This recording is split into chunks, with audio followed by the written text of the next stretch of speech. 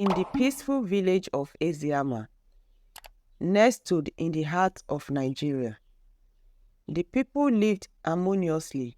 Eziama was a place where everyone knew each other, and the villagers shared in each other's joys and sorrow. It was a beautiful village surrounded by lush forests and crystal-clear streams. The villagers believed in the power of unity and the importance of community. One of the most respected families in Eziama was the Obi family. The head of the family, Papa Obi, was known for his wisdom and fairness. His wife, Mama Obi, was loved for her kindness and generosity. They had two children, Uche and Ikem, who were the pride of their parents. Uche, the eldest, was a strong and hard-working young man. He helped his father on the farm and was always willing to lend a hand to anyone in need. Ikem, the younger sister, was known for her beauty and intelligence. One day, a stranger arrived in Eziama. His name was Chuka, and he came from a distant village. Chuka was a tall, handsome young man. He was well-dressed and spoke with confidence that intrigued the villagers. Chuka claimed to be a trader, looking to settle in Eziama and start a new life.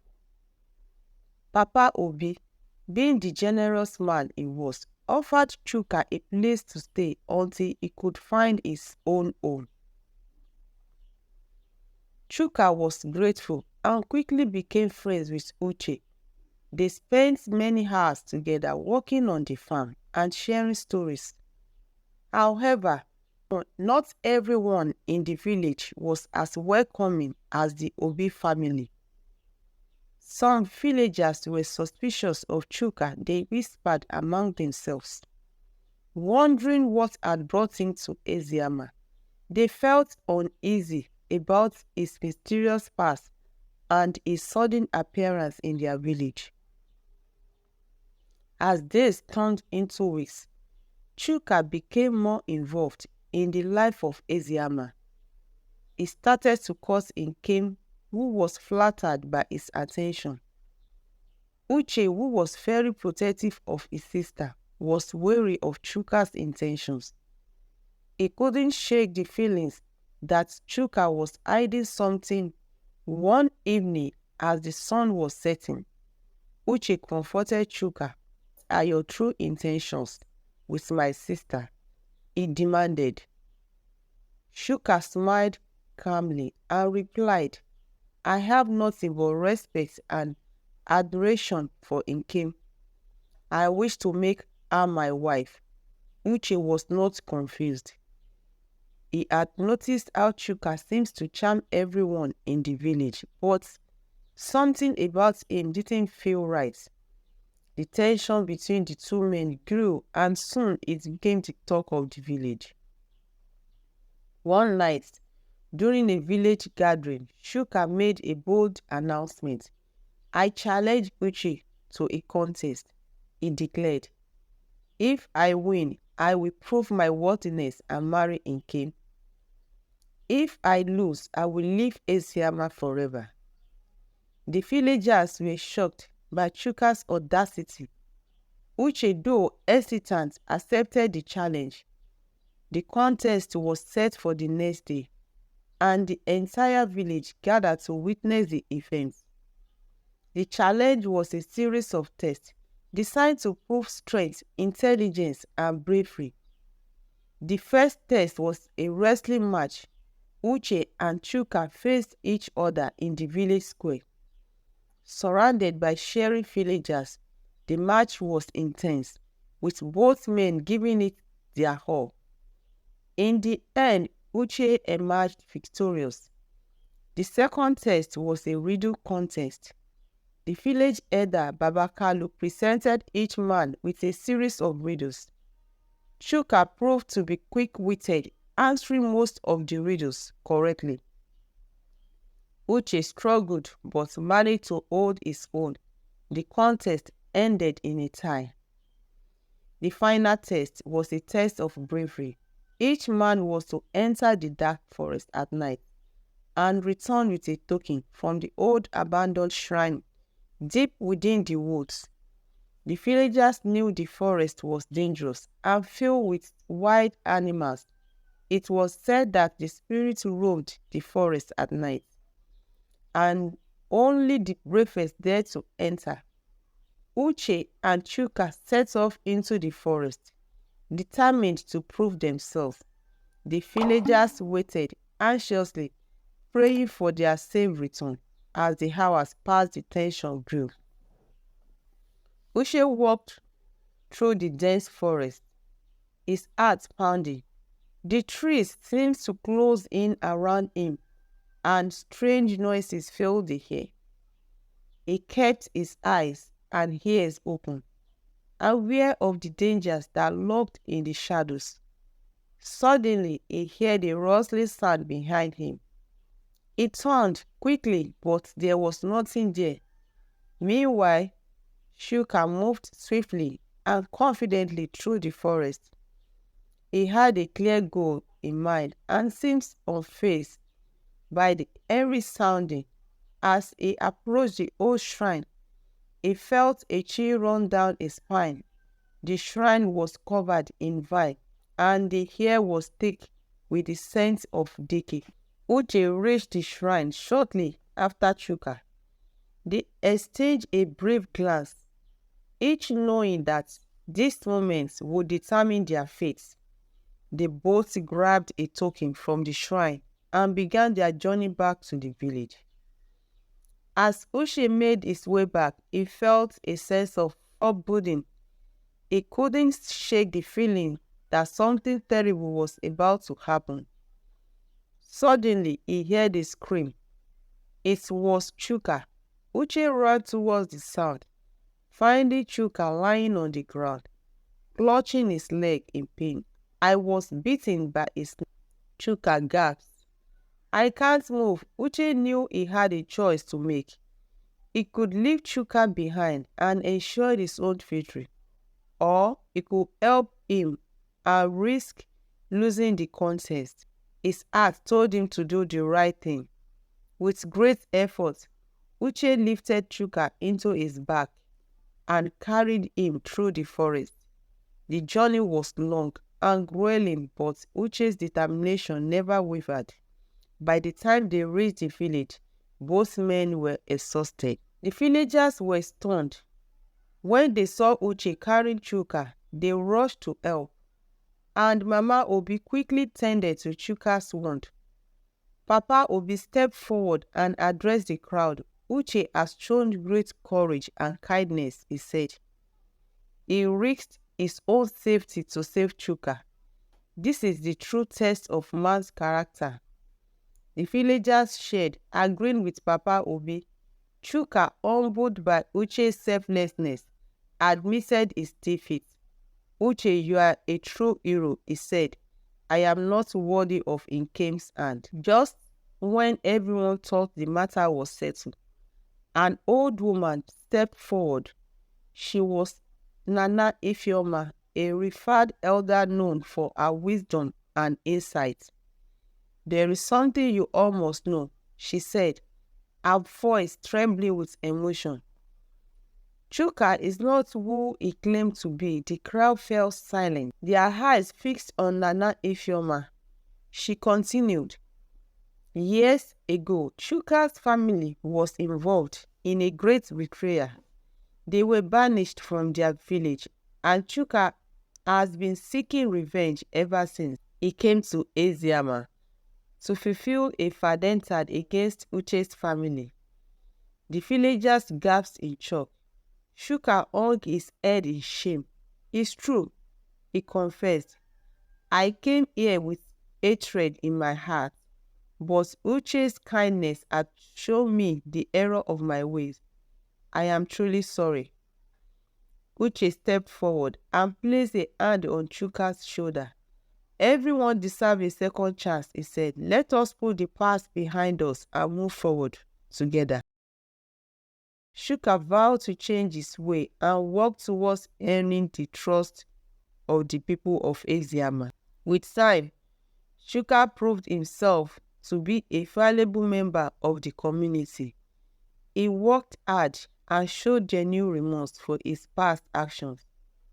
The village of Eziama united once again, continued to thrive. Ikem and Uche, proud of their village and their family, knew that they had learned a valuable lesson about the power of forgiveness and the importance of unity. To celebrate the newfound harmony in the village, the people of Eziama organized a grand feast. There was music, dancing, and plenty of delicious food. The air was filled with laughter and joy as the villagers came together to celebrate their unity. Papa Obi, standing at the edge of the gathering, raised his glass in a toast to Eziama. He declared, a village that has shown the world the true meaning of community and forgiveness. The villagers shared their spirits high. It was a night to remember, a night that marked the beginning of a new chapter for Eziama. As the celebrations continued, a figure washed from the shadows of the forest. It was Okoro, Chuka's cousin, who had been part of the family banished years ago. Unlike Chuka, Okoro's heart was still filled with bitterness and a thirst for revenge. Okoro had been hiding in the forest, observing everything that had happened in Eziama. He was furious that Chukas has abandoned their plan for revenge and had instead embraced the village that had caused their family's downfall. I will not let this go unpunished, Okoro muttered to himself. Eziama will pay. Okoro began to plot his revenge against Eziama. He knew that an outright attack would be foolish. So he decided to use deceit, trickery to sow discord within the village. He sneaked into Eziama at night, blending in with the shadows, and began to spread rumors, whispering into the ears of the villagers. Okoro spread lies about Uche and Chuka. He told them that Chuka had only pretended to change and that Uche was secretly planning to take control of the village. Slowly, doubt began to creep into the minds of the villagers. Over the next few days, the atmosphere in Eziama changed. The villagers, once united, started to eye each other with suspicious gossip, spread like wildfire, and trust began to erode. Nkem noticed the change and grew worried. She confided in Uche, who shared her concerns. We need to find out who is behind this, Uche said. Someone is trying to tear our village apart. Chuka, overhearing their conversation, approached them. I think I know who it might be, he said grimly. My cousin Okoro. He never accepted our family's banishment and had always harbored a grudge. Uche, Nkem, and Chuka decided to confront Okoro. They knew it wouldn't be easy, but they had to put an end to his schemes before the village fell apart. They prepared carefully, gathering supplies and informing only a few trusted villagers about their plan. Under the cover of darkness, the three of them ventured into the forest. They followed Chuka's direction, hoping to find Okoro's hiding place. The forest was airy, quiet, and every rustle of the leaves made their hearts race. After hours of searching, they finally found Okoro's camp. He was alone, sitting by a small fire. Uche, Nkem, and Chuka approached cautiously, but Okoro noticed them immediately. Well, well, Okoro sneered. Look who decided to pay me a visit. I suppose you've come to stop me. Chuka stepped forward, his voice steady. Okoro, this must end. The villagers are suffering because of your hatred. Please come back with us and make amends. Okoro laughed bitterly. Amends? After everything they've done to us? Never. Suddenly, Okoro looked at Chuka, and a fierce struggle ensued. Uche and Ikem tried to intervene, but Okoro was strong and filled with rage. The fight was chaotic, with fists flying and bodies colliding. In the midst of struggle, Okoro grabbed a knife from the belt and slashed at Chuka, cutting his arm. Seeing his brother wounded, Uche's determination grew stronger. He tackled Okoro to the ground, pinning him down. This isn't the way, Uche shouted.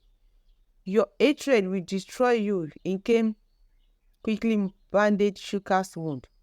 While Uche restrained Okoro, the fight had left them all exhausted, but they knew they couldn't leave things unresolved. Chuka, despite his injury, knelt beside Okoro. Brother, please listen to me, he pleaded. Revenge won't bring peace, it will only bring more pain and suffering. Let's go back to the village and find a way to heal together. For a moment, Okoro's hardened expression softened. He looked at Chuka, then at Uche and Nkem, and saw the sincerity in their eyes. The fire of his hatred began to flicker. Maybe you are right, Okoro said, his voice barely a whisper. Maybe it's time to let go. The group made their way back to Eziama, with Okoro walking quietly behind them. The villagers were shocked to see Okoro, but Papa Obi quickly calmed them. He listened as Uche, Nkem, and Chuka explained everything. We must give Okoro a chance to make things right, Papa Obi said. Hatred and division have no place in our village. The villagers moved by the words of their leader. Agreed, Okoro was given a chance to prove himself. Just as Chuka had, he worked hard, earning the trust of the villagers and showing that he was willing to change. The process of rebuilding trust was slow but steady. Okoro participated in village activities, helped on the farms, and joined in the communal gathering. He apologized to those who had wronged, those he had wronged, and made efforts to mend the relationships he had damaged. Uche, Nkem, and Chuka supported him every step of the way. They knew that true change took time and patience, and they were determined to see it through. The villagers, seeing their dedication, began to open their hearts once more. As the season changed, Eziama prepared for its annual festival. It was a time of celebration, gratitude, and unity. The villagers worked together to decorate the village, prepare feasts, and organize traditional dances and songs. Okoro, fully accepted by the village, played a key role in the preparation. He wanted to show his gratitude and commitment to Eziama. The festival promised to be a joyous occasion, a statement to the strength and resilience of the village. The day of the harvest festival arrived, and Eziama was alive with excitement. The village square was adorned with colorful banners and flowers. The aroma of delicious food filled the air, and the sound of drums and laughter echoed through the village. Papa Obi, standing on a raised platform, addressed the villagers. Today we celebrate not just the harvest, but also the unity and forgiveness that have brought us together. We are stronger because we have learned to look beyond our differences and embrace each other as family. The villagers shared their spirits high. The festival began with traditional dances, where children and adults alike participated with joy. There were storytelling seasons, where elders shared ancient tales and games that brought laughter and friendly competition. As the sun set and the sky turned into canvas of vibrant colors, Uche, Ikem, Chuka, and Okoro stood together. They felt a deep sense of fulfillment, knowing that their efforts had helped bring about these moments of harmony. Chuka, with a smile, turned to Uche and Ikem, "Thank you for believing in me and for helping my brother to see the light. Eziama truly is a special place." Uche nodded. "It's because of people like you." Shuka, "Well, we all have our role to play in making our village a better place." Okoro, moved by the acceptance and love he had found in Eziama, felt tears were up in his eyes. "I promise to honor this village and do my part to keep it strong and united."